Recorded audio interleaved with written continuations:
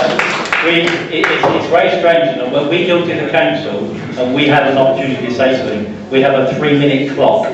Yeah, and it's a big clock on the wall, and when it comes to 3 minutes, they switch the mic off. Yeah, every time Broadland come to our meetings, we give them the opportunity to say. And last time Mr. Kirby came, he came to the front and he spoke for 15 minutes, but he still didn't provide any answers. Broadland News is a newsletter that you pay for. We asked last year, I personally asked if I could write an article to put the opposing view in Broadland News so that you got to see both sides of the story. I was refused. That's quite right, you were. I'm the editor of that magazine. That was a conversation with myself at the meeting. Yes, the meeting I was saying I wasn't at was the meeting today with the Inspector. I was at the meeting with 200 people at Racking, and we had that conversation then, so we did. Yeah. The reason Broadland News is a residents' magazine for the residents of Broadland, and it's called News from the Council. It's about services from the council. It's not about opinion, and it's not about I wasn't going to give you opinion, I was going to give you facts. I was going to quote facts, not opinion. So people can make their own opinion when they read the facts. Yeah. Are there any more questions? Yes. Yes. I was listening earlier on, and you said there are 5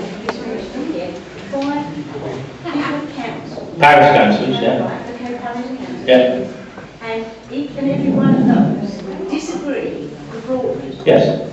And we took those. How is Broadland, with 5 to 1, allowed to carry on doing what they want to do? Exactly. Other parish councils were in favour. Some of the parish councils objected. Yes, and 5. That's to say, the parish councils that were in favour were the ones in the west of Broadland, not the ones here. So that's a bit of a spin on that. So, you know, the fact. That's why you need to have fact. It's all very well saying numbers.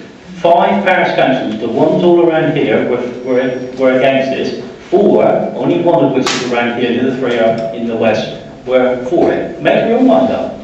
You know, that's the fact, not opinion.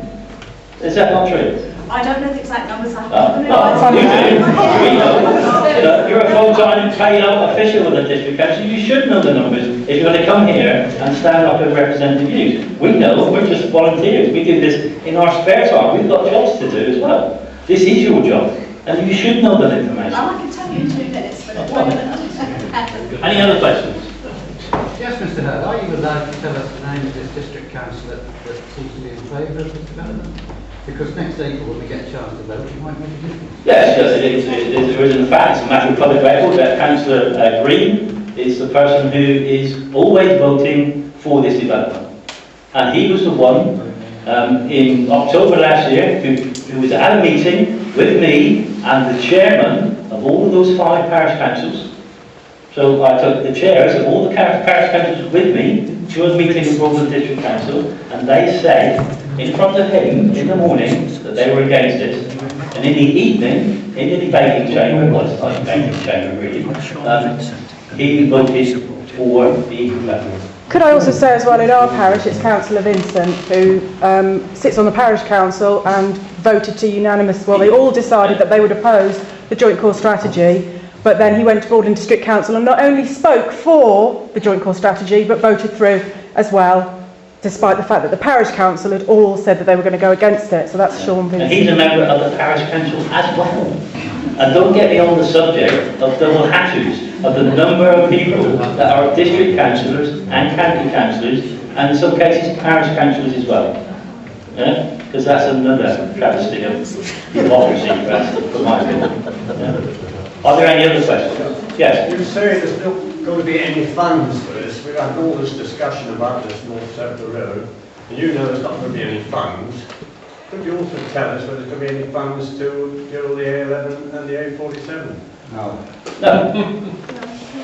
What will happen is what Norfolk County Council are proposing in order to complete part of the NDR, is that they're going out to the open market and borrowing £40 million, which you will have to pay back. And I've worked it out that will cost every single ratepayer in Broadland District Council £1,000 extra on your rates for the next God knows how many years.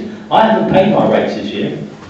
But I'm not going to, because I object to them using my money, the funds of them that I'm fundamentally against. Yeah? And it's just like the Olympics in London, where London ratepayers will have a subsidy. And buried in all of this paperwork, there is a facility to raise a supplementary fund from you, the ratepayers. And that means that they will come to you and increase your rates to pay for this, all this development. And that's the kind of thing that they keep quiet. That's the kind of thing that Broadland News should be telling you about, so that you can see that. Yeah? It's called the Community Infrastructure Levy. Yeah. And twice when the inspector challenged GNDP today about where the funding was going to come from, this Community Infrastructure Levy was put up as the source of the money. But if you don't know about it, you jolly well soon will, because we're